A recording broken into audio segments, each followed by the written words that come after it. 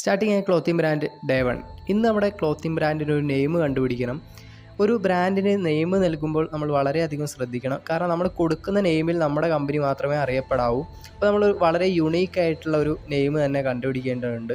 അപ്പോൾ അതിനായിട്ട് നമ്മൾ യൂസ് ചെയ്യുന്ന നെയിംലിക്സ് എന്ന വെബ്സൈറ്റ് ആണ്.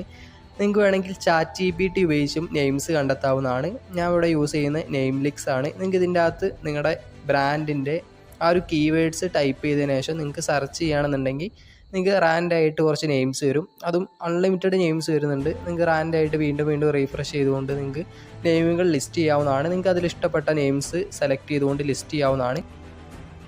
അടുത്തതായിട്ട് നമ്മൾ സെലക്ട് ചെയ്ത നെയിംസ് എല്ലാം നമ്മുടെ ഈ ഒരു വെബ്സൈറ്റിൻ്റെ അകത്ത് ചെന്ന് സെർച്ച് ചെയ്ത് നോക്കണം. അപ്പോൾ ഈ ഒരു വെബ്സൈറ്റിൻ്റെ ഒക്കെ ലിങ്കിനായിട്ട് നിങ്ങൾ കമൻറ്റിൽ ലിങ്ക് എന്ന് കമൻറ്റ് ചെയ്യുകയാണെങ്കിൽ നിങ്ങൾക്ക് ഓട്ടോമാറ്റിക്കായിട്ട് നിങ്ങളുടെ ഇൻബോക്സിൽ സെൻഡ് ചെയ്ത് തരുന്നതായിരിക്കും.